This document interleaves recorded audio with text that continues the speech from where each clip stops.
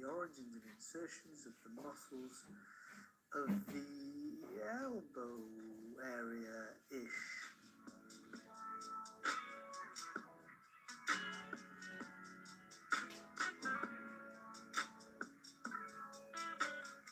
What we will do is we will introduce the muscles first, and then we will look at the relevant bony lumpy bits, and then we will put the muscles on the bony lumpy bits. So the muscles we're going to look at are biceps brachii, brachialis, triceps brachii, anconius. That's a tricky one. And we're going to talk about brachioradialis. So we're clearly starting to get into the forearm, but there's so much in the forearm that you'll see. I mean, it's because of the function of brachioradialis, it crosses the elbow, it does elbow flexion. Whereas the muscles of the forearm are largely acting at the wrist. So today we're focusing on muscles that act at the elbow. Next week we'll look at, I don't know how I'm going to break it up, muscles that act at the wrist, muscles that act at the wrist. I think that's a problem for future me, right? Here's biceps. I think we all know biceps. Biceps, bi meaning two, seps meaning heads, meaning it's got two heads. And biceps we'll see runs from the scapula across the shoulder joint and then across the elbow joint and into the forearm, into the radius and the fascia here. It's a very good elbow flexor. It's also a very powerful supinator of the forearm. Deep to biceps brachii is brachialis. Brachialis then is right up against the bone, against the humerus. Brachialis crosses the elbow joint. Its only job is elbow flexion, which means it's a really good elbow flexor. Triceps brachii, following the same rules as before then, is the three-headed muscle of the arm. This is the brachium, the arm between the shoulder and the elbow. The antebrachium is the forearm between the elbow and the wrist. So the brachium, hence triceps brachii, three-headed muscle of the arm. Again, this has one head coming from the scapula. It then attaches to the humerus, so it crosses the shoulder joint, but then it crosses the elbow joint, and it is the extensor of the elbow joint, or extensor of the forearm. It inserts into the ulna down here. Brachioradialis, if you're trying to find brachioradialis, in your anterior elbow, your cubital fossa here, you've got, well, right in the middle, we're in there. So the first muscle you get to over there is brachioradialis, and the other muscles are, they act at the wrist, let's say, for now.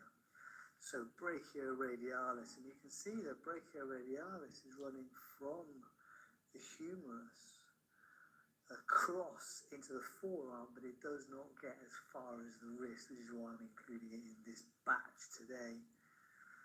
Okay, so our bones of interest, well, here's the scapula, here's the humerus, and then in the forearm we have the radius and the ulna, which is which? Well, your radial pulse is there, right? Is the pulse you feel is your radial pulse. Oh, that's on the thumb side. So the radius is on the same side as the thumb. So the radius is lateral. The radius is also the one that moves around the ulna. The ulna stays where it is, and the radius moves around the ulna to pronate and supinate. So the ulna then is the bone that's actually making a proper, decent hinge joint at the elbow. So the scapula, we have the ball and socket joint of the shoulder joint, or the glenohumeral joint. The shallow socket here, which is part of the scapula, is the glenoid fossa. In life, there is a fibrocartilage labor making the socket deeper than it looks here. But here's the glenoid fossa. So there's a little tubercle superior to the glenoid fossa, that is the supraglenoid tubercle. And then inferior to the glenoid fossa, there's another lump, that is the infraglenoid tubercle. Tubercle being a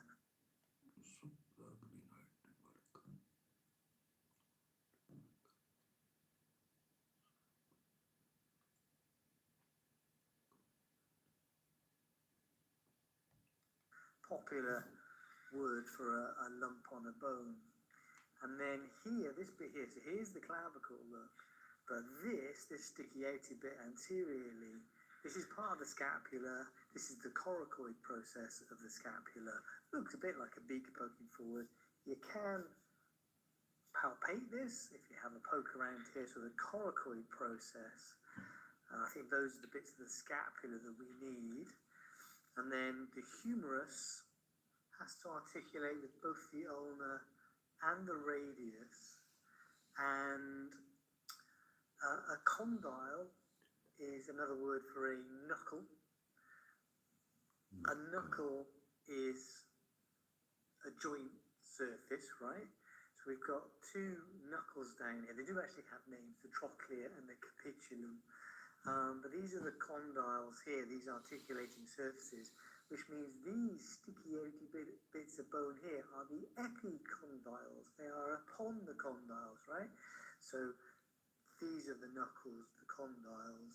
These are the epicondyles. So we have a medial epicondyle and a lateral epicondyle.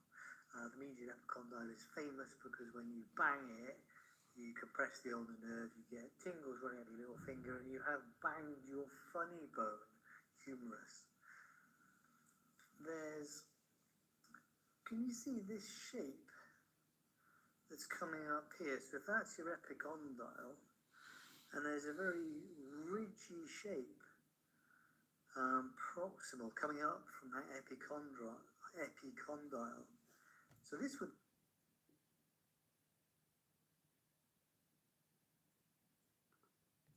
be a supracondylar ridge, and there's also one on the other side, and that gives this kind of, I don't know, rather classic looking shape of the humerus down here, these supracondylar ridges, a medial one and a lateral one. I feel this is going to get a bit trickier, but this is the ulna. You see how the ulna goes around the humerus.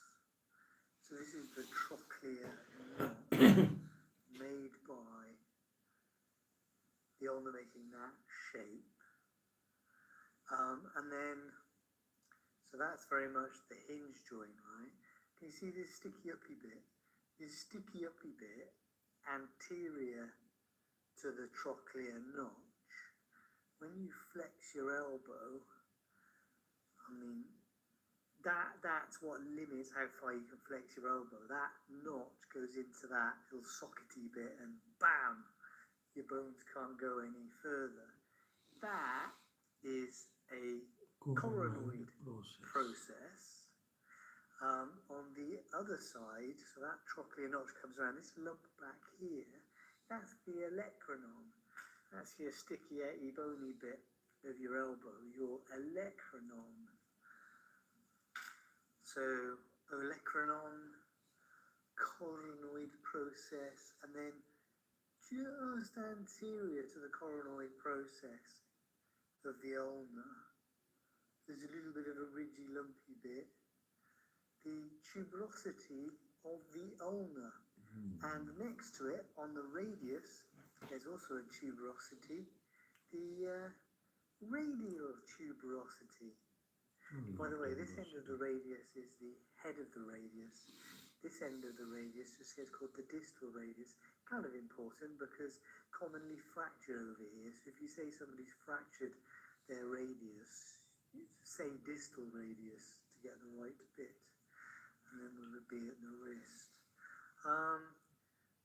Not really important today, but that stichiaty bit there is the styloid process. We're not going to quite get that far, but we're going to almost get that far. See that styloid process? The wrist is here, stichiaty bit of the radius. There's also a stichiaty bit of the ulnar.